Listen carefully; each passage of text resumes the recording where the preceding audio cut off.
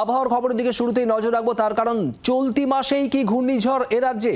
আরব সাগরে নিম্নচাপ তৈরি হয়েছে আর মঙ্গলবার বঙ্গোপসাগরেও তৈরি হবে নিম্নচাপ, আর এই নিম্নচাপ ঘূর্ণিঝড়ে পরিণত হওয়ার একটা সম্ভাবনা থাকছে।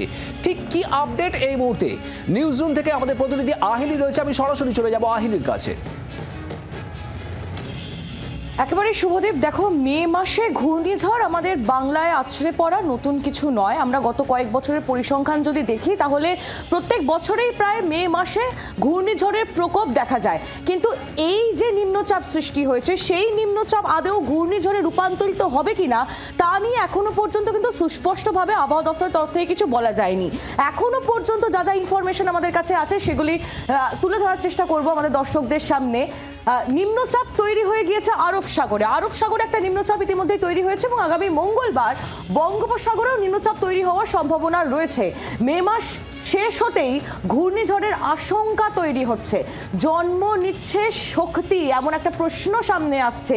ঘূর্ণিঝড়ের সম্ভাবনা আগেই তৈরি হয়েছে আরব সাগরে, আর ইতিমধ্যেই নিম্নচাপ গভীর নিম্নচাপে পরিণত হতে চলেছে বলেও খবর পাওয়া যাচ্ছে। আরব সাগরে যে নিম্নচাপ তৈরি হয়েছে সেই নিম্নচাপ আস্তে আস্তে তার চেহারা পরিবর্তন করছে, আর যদি ঘূর্ণিঝড়ে এই নিম্নচাপ পরিবর্তিত হয় তাহলে এর নাম হবে শক্তি। বঙ্গোপসাগরে মে মাসের শেষে ঘূর্ণাবর্ত তৈরির সম্ভাবনা রয়েছে। এখনো পর্যন্ত সে সম্পর্কে কোনো আপডেট সেভাবে আসেনি। আরো দুদিন গেলে তবে স্পষ্ট হবে যে এই নিম্নচাপ তার যে স্বভাব তা পরিবর্তন করছে কিনা এবং এটা ঘূর্ণিঝড়ে রূপান্তরিত হচ্ছে কিনা।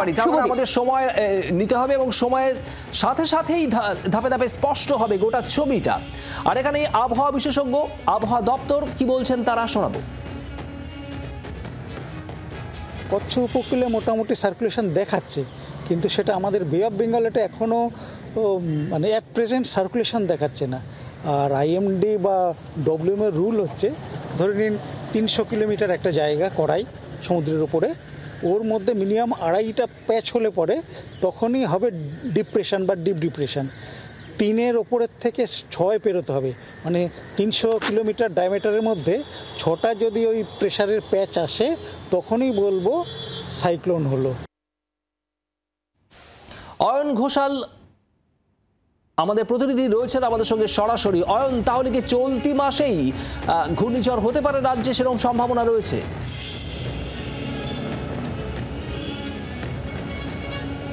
আরও 48 ঘন্টা পর এ বিষয়ে আরও বিস্তারিত উত্তর দেওয়া যাবে। তবে এখনও পর্যন্ত বিভিন্ন আন্তর্জাতিক আবহাওয়া মডেল তারা যা দাবি করছে, একটি নয় শুভদীপ, দুটি ঘূর্ণিঝড় ভারতের 2 প্রান্তে হতে চলেছে। প্রথম ঘূর্ণিঝড় আরব সাগরে, যেটি অনেকটাই সুস্পষ্ট এবং প্রায় ঘূর্ণিঝড়ের চেহারা নিচ্ছে। আগামী 48 ঘন্টার মধ্যে এই ঘূর্ণিঝড়ের আকার, শেপ সমস্ত কিছু কনফার্ম হয়ে যাবে। যেই মুহূর্তে এটি ঘূর্ণিঝড়ে রূপান্তরিত হবে এর নাম দেওয়া হবে শক্তি, যে নাম দিয়েছে শ্রীলঙ্কা। এটি সম্ভাব্য ল্যান্ডফলের জায়গা মহারাষ্ট্র থেকে গুজরাট উপকূলের মধ্যে যে কোনো একটি জায়গা, এবং এর শক্তি কতটা তার উপর নির্ভর করবে ল্যান্ডফলের সময় এর সম্ভাব্য সর্বোচ্চ গতি কতটা। দ্বিতীয় যে ঘূর্ণিঝড়ের একটা আশঙ্কা তৈরি হচ্ছে সেটা বঙ্গোপসাগরে ইতিমধ্যেই যে সিস্টেম অকার করছে, যে সিস্টেমের উপর এখনও পর্যন্ত একদিকে দিল্লির মৌসুম ভবন, একদিকে বিভিন্ন আন্তর্জাতিক আবহাওয়া মডিউল তারা নজর রাখছে, সেটা যদি ঘূর্ণিঝড়ে পর্যবসিত হয় তাহলে তার নাম হবে মান্থা। এই নামটি ব্যাংকক অর্থাৎ থাইল্যান্ডের দেওয়া। মান্থা শব্দের অর্থ সমুদ্র মন্থন। এটিও কিন্তু এই ওড়িশা উপকূল থেকে একেবারে পশ্চিমবঙ্গের দক্ষিণের উপকূল হয়ে বাংলাদেশ পর্যন্ত প্রভাব বিস্তার করতে পারে, এবং এটিরও 30শে মে বেলা 12টা থেকে বিকেল 4টের মধ্যে বাংলাদেশের খেপুপাড়া সংলগ্ন উপকূলে ল্যান্ডফলের একটা সম্ভাবনার কথা এখনো পর্যন্ত বলা হচ্ছে। শুভ অয়ন, নজর রাখো, ধন্যবাদ তোমায়। আর আবহাওয়া বিশেষজ্ঞরা আরও কি জানাচ্ছেন শোনাবো আপনাদের।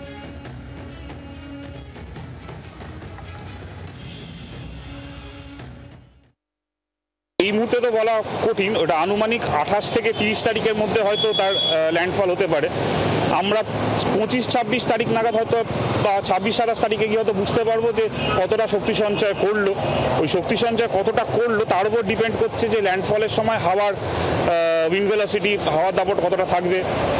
এই মুহূর্তে মানে বঙ্গোপসাগরে তৈরি হওয়া যে কোনো সাইক্লোনের ক্ষেত্রে বলা যেতে পারে উড়িষ্যা থেকে বাংলাদেশ এই স্প্যানের মধ্যে তার ল্যান্ডফল হতে পারে। কাজেই কোথায় হবে এই মুহূর্তে বলা সম্ভব। এবারে যেটা আরও বেশি ভয়ঙ্কর সেটা হচ্ছে দুটো একেবারেই ঘূর্ণাবর্ত সৃষ্টি হয়েছে, এবং এটা যেটা আমাদের শক্তি যেখানে সৃষ্টি হচ্ছে সেটা কিন্তু অলরেডি আমাদের বৃহস্পতিবার বিকেল থেকে এটা ইন্টেন্সিফাই হতে শুরু করেছে। গোয়ার কঙ্কনের এই জাস্ট উত্তর পূর্ব দিক থেকে কিন্তু এটা ইন্টেন্সিফাই করছে। যদি দেখা যায় যে আগে মানে শক্তি ল্যান্ডফল করে দিল, তাহলে কিন্তু আজকে মান্থা অনেক বেশি তার ইন্টেন্সিটি বাড়াবে। বাংলার আওয়াজ, বাঙালির আবেগ, জি 24 ঘন্টা।